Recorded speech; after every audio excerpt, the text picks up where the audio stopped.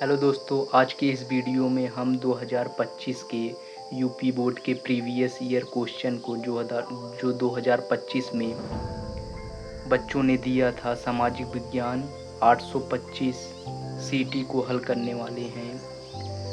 पूरा निर्धारित समय 3 घंटा 15 मिनट का होता है और कुछ निर्देश आपको दिए होते हैं। इन निर्देशों को आपको ज़रूर पढ़ना है क्योंकि ये निर्देश आपके लिए बहुत ही महत्वपूर्ण होते हैं। 2-3 मिनट में इन निर्देशों को आप ज़रूर पढ़िएगा। आइए हम क्वेश्चंस को देखते हैं। ऑब्जेक्टिव क्वेश्चंस को खंड पार्ट ए बहुविकल्पी प्रश्न इसमें होते हैं। हमारा पहला क्वेश्चन है, निम्नलिखित नेताओं में से किसने एक गुप्त संगठन यंग इटली की स्थापना की? इस क्वेश्चन का सही जवाब है मैस्सिनी। ऑप्शन सी इसका सही जवाब है। हमारा अगला क्वेश्चन है 2 नंबर का, निम्नलिखित में से किसने 1828 में बारदोली सत्याग्रह का सफल नेतृत्व किया था? इस क्वेश्चन का सही जवाब है option number D, Sardar Vallabh भाई पटेल। क्वेश्चन 3 है, श्रीलंका एक स्वतंत्र राष्ट्र कब बना? इस क्वेश्चन का सही जवाब है option number D, 1948।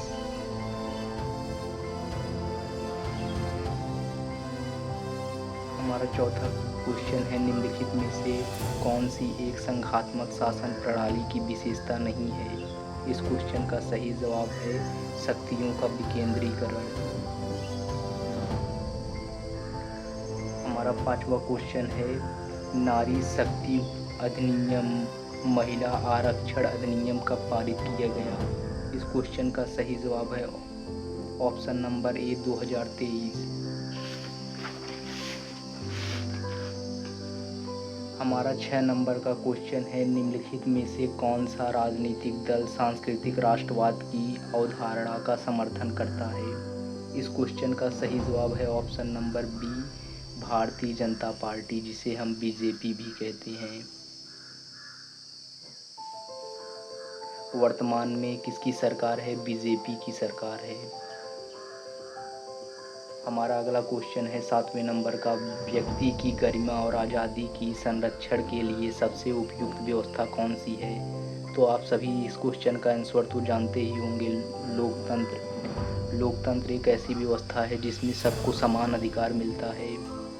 Long question में भी अगर आ जाएगा तो भी आप इस क्वेश्चन का आंसर लिख सकते हो। इसमें समानता, गरिमा, इन सब पर जोर दिया जाता है लोकतंत्र में। और व्यक्ति के लिए 6 नियम लोकतंत्र में दिए गए हैं।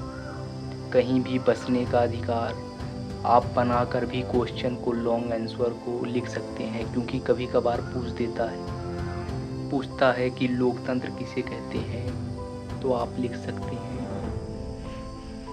हमारा 8वां नंबर का क्वेश्चन है, साइमन कमीशन भारत कब पहुंचा? इस क्वेश्चन का सही जवाब है ऑप्शन नंबर डी, 1928।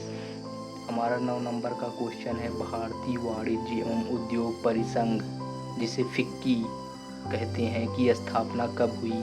इस क्वेश्चन का सही जवाब है ऑप्शन नंबर ए, 1927। हमारा अगला क्वेश्चन है 10वें नंबर का, राष्ट्रवाद की पहली स्पष्ट अभिव्यक्ति किस क्रांति के साथ हुई?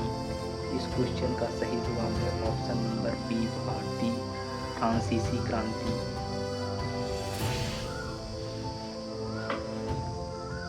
हमारा 11 नंबर क्वेश्चन है, लेटेराइट मृदा निम्नलिखित में से किस राज्य में पाई जाती है? महाराष्ट्र में पाई जाती है। हमारा 12 नंबर का क्वेश्चन है, भारतीय वन्य जीवन रक्षण अधिनियम कब लागू किया गया? 1972 में लागू किया गया था भारतीय वन्य जीवन अधिनियम। हमारा 13 नंबर क्वेश्चन है, सरदार सरोवर भारत किस नदी पर स्थित है? इस क्वेश्चन का सही जवाब है नर्मदा नदी पर। निम्नलिखित में से कौन सा खनिज धात्विक है? तांबा इसमें से धात्विक खनिज है।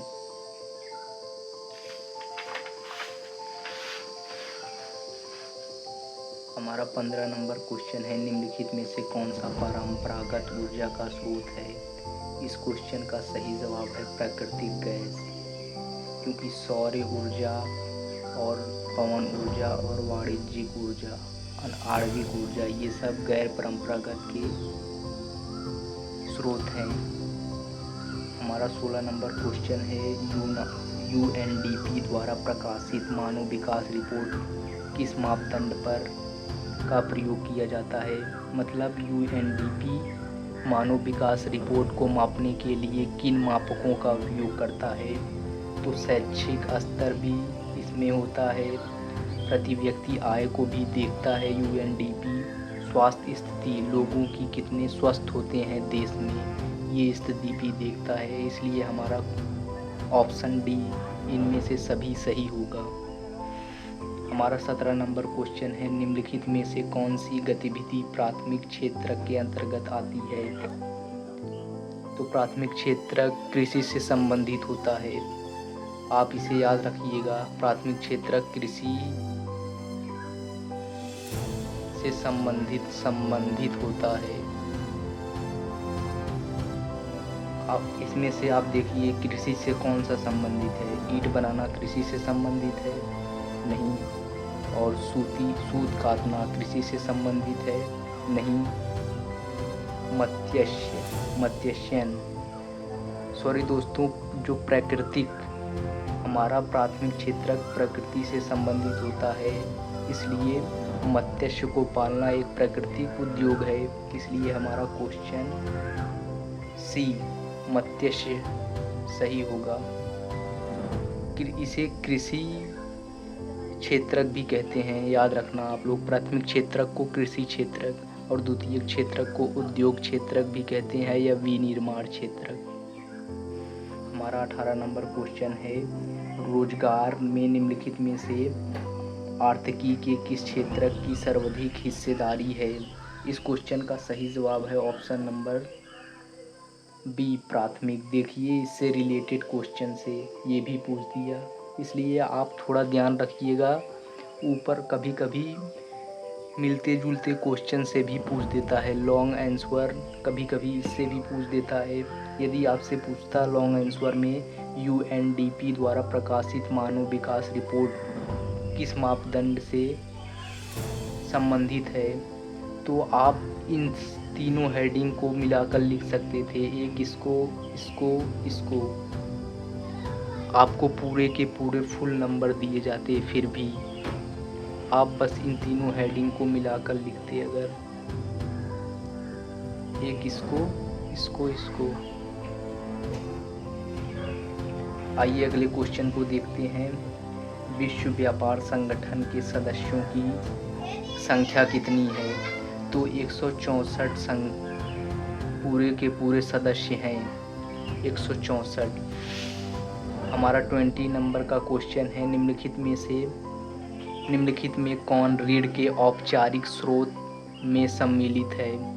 दोस्तों, औपचारिक स्रोत वे होते हैं जो किसी संबंधियों से मांगे जाते हैं। जैसे गांव में साहूकार से लोग ऋण लेते हैं, और एक साहूकार होते हैं उनसे ज़्यादा ब्याज पर ऋण लेते हैं। लेकिन ये सरकारी समितियां, व्यावसायिक बैंक, ग्रामीण बैंक, ये औपचारिक हैं। ये अनौपचारिक हैं, और ये साहूकार जो होगा ये औपचारिक स्रोत होगा। इसलिए आप याद रखिएगा, जो सगे संबंधियों से संबंधित होते हैं वे औपचारिक स्रोत होते हैं, और जो सरकारी संगठनों द्वारा संबंधित होते हैं उन्हें अनौपचारिक स्रोत कहते हैं।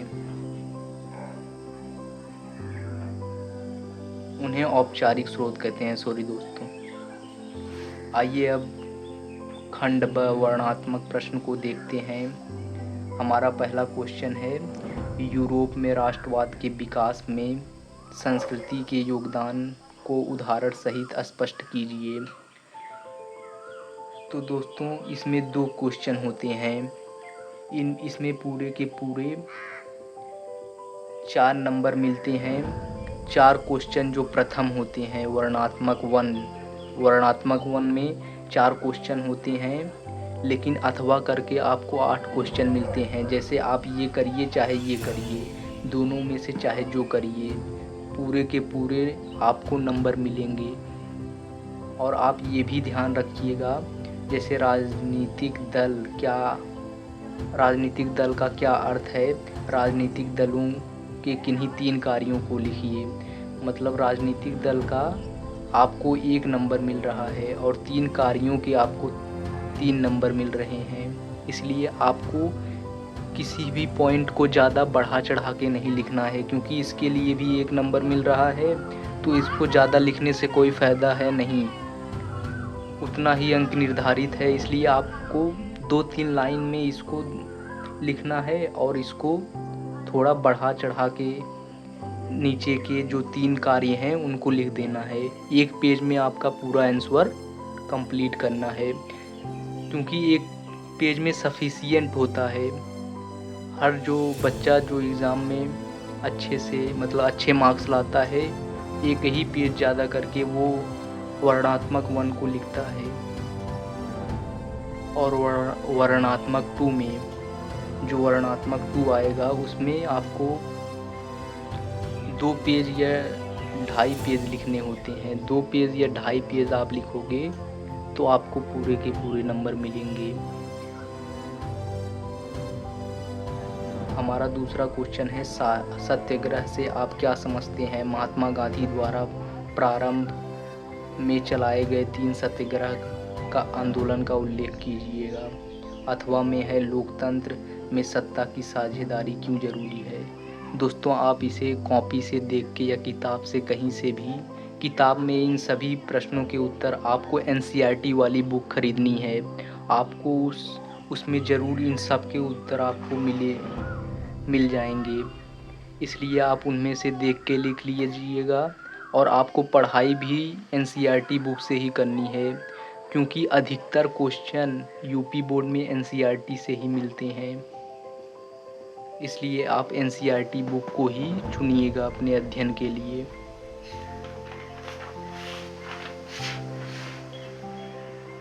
तीसरा क्वेश्चन आप देख लीजिएगा, खनिज के संरक्षण की आवश्यकता क्यों है। संरक्षण के कोई 2 उपाय सुझाएं। दोनों के लिए 2-2 नंबर निर्धारित किए गए हैं।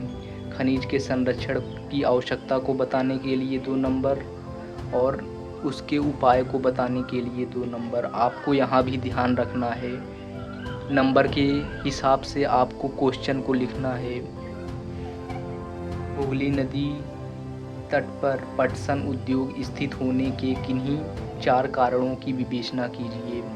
तो अब यहाँ देखिए, पूरा का पूरा इस क्वेश्चन का 4 नंबर मिल रहा है। इसलिए आपको पूरा एक ही फॉर्मेट में लिखना है। और दोस्तों याद रखिएगा, आपको क्वेश्चन लिखने से पहले हेडिंग ज़रूर डालना है। यह आपको ऐसा ज़रूर करना है, इतना ज़रूर लिख देना है। उसके बाद पहले ब्लैक पेन से आपको इतना लिखना है। उसके बाद नीचे लिखना है 4 कारण, उसको भी हेडिंग बना के लिखना है, क्योंकि हेडिंग डालने से आपके एग्जामिनर आपका पूरा क्वेश्चन तो पढ़ता नहीं है, वो हेडिंग देखता है। और हेडिंग आपको अच्छे से लिखनी है, उसमें स्पेलिंग नहीं, उसमें मात्राओं की गलती नहीं करनी है। आपको ये ध्यान में रखना है, क्योंकि अगर हेडिंग में आप मात्राओं की गलती करोगे तो वहीं से वो आपको जज करेगा और आपके नंबर उसी हिसाब से देना शुरू करेगा। इसलिए आपको हेडिंग अच्छे से एकदम एक भी मात्रा को गलत नहीं करना है। हमारा चौथा नंबर क्वेश्चन है, विश्व व्यापार संगठन क्या है, इसके किन्हीं 2 कार्यों की विवेचना कीजिए।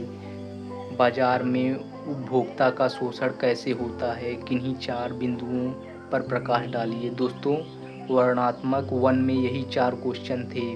और आपको ज़रूर याद रखना है कि दोनों प्रश्न को देखना है, और जो आपको आता रहे एकदम अच्छे से उसी को आपको चुनना है और उसी को लिखना है। वर्णात्मक 2 में आपको 2.5 पेज में लिखना है, मैंने पहले ही बताया। 2.5 पेज से कम नहीं लिखना है।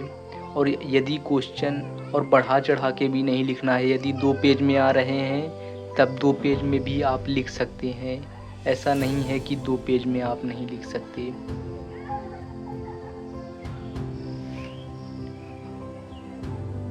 वियना संधि क्या थी, इसके मुख्य उद्देश्यों या व्यवस्थाओं का वर्णन कीजिए। वियना संधि को बताने के लिए 2 नंबर मिल रहे हैं और व्यवस्थाओं का वर्णन करने के लिए 4 नंबर मिल रहे हैं। इसलिए आपको नंबर के हिसाब पे ज़रूर ध्यान देना है। ज़्यादा बढ़ा चढ़ा के लिखने की ज़रूरत नहीं है। बस मात्राओं पर ध्यान दीजिएगा, हेडिंग बनाकर लिखिएगा और पॉइंट, जो मेन पॉइंट रहे, जैसे लिखते वक्त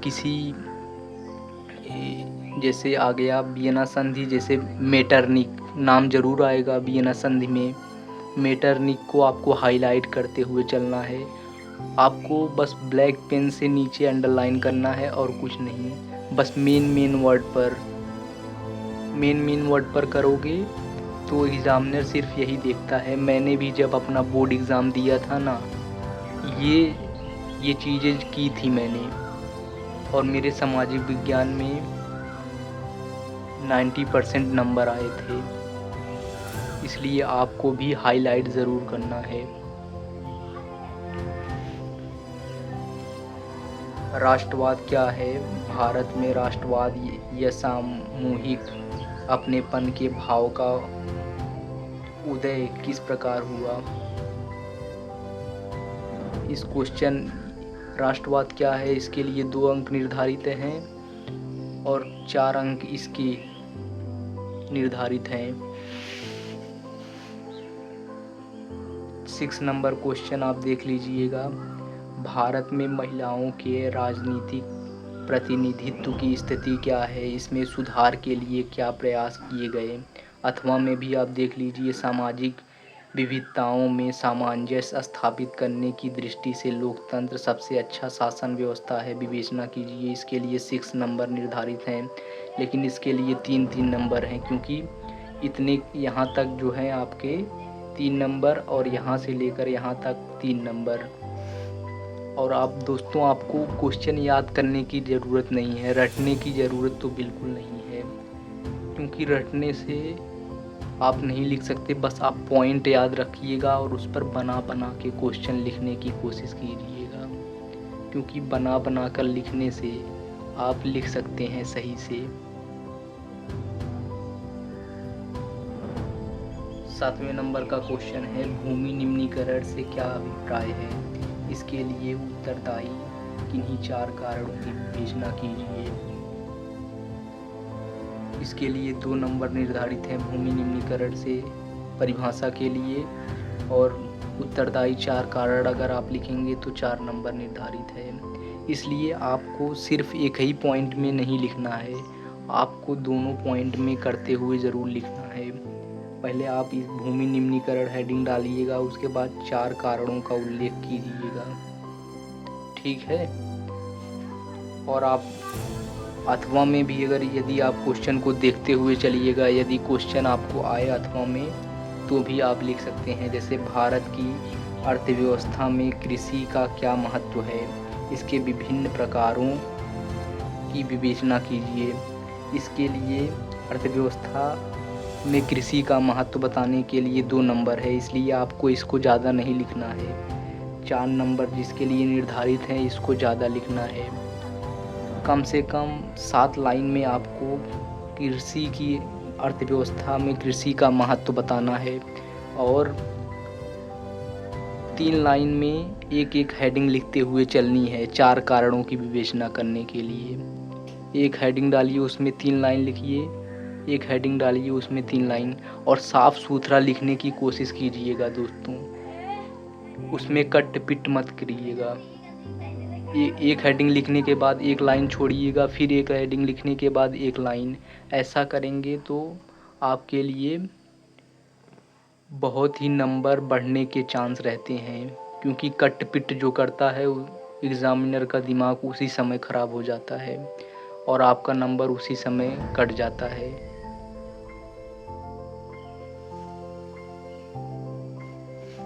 8वां क्वेश्चन है विकास की धारणीयता से क्या तात्पर्य है? विकास के लिए यह क्यों आवश्यक है? किन्हीं 4 बिंदुओं पर प्रकाश डालिए। हमारा पहला अथवा में है आर्थिकी के असंगठित क्षेत्र को परिभाषित कीजिए एवं इस क्षेत्र के श्रमिकों की समस्याओं के समाधान हेतु कोई 4 उपाय सुलझाए। इसके लिए भी आप दोस्तों नंबर देख लीजिएगा।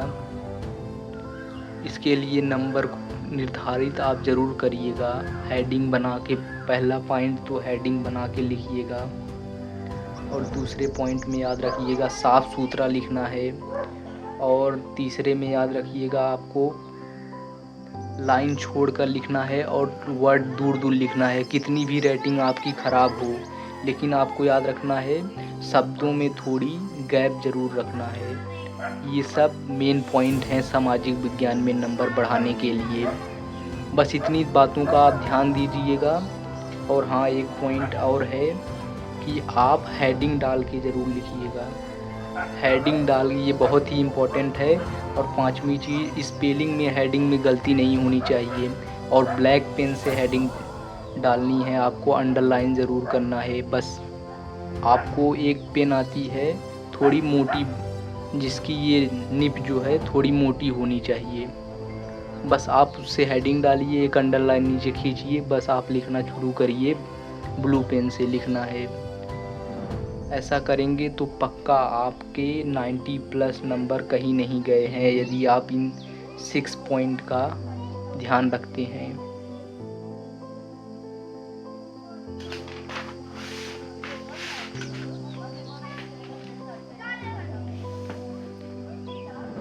और मानचित्र के लिए भी आपको एक अलग से पेज मिलता है, उसे आप अपने पेपर, क्वेश्चन पेपर जो आपको आंसर शीट होती है उसमें बांधकर अच्छे से आना होता है।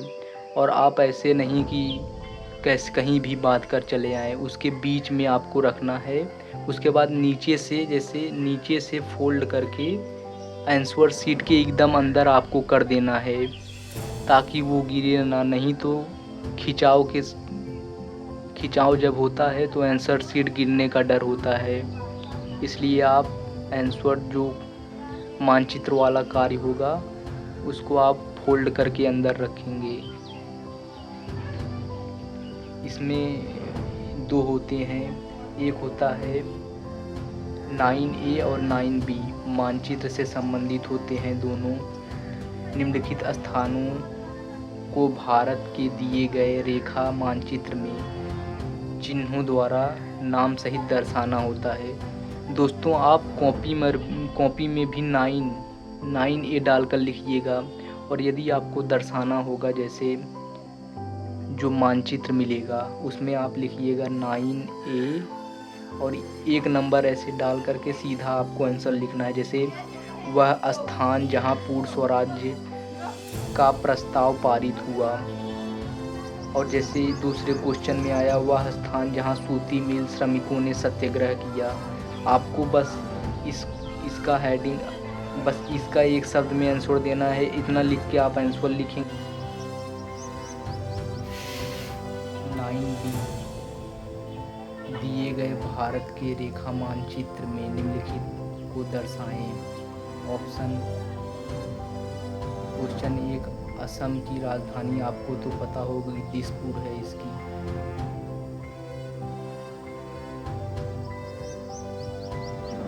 और दूसरा है महादेव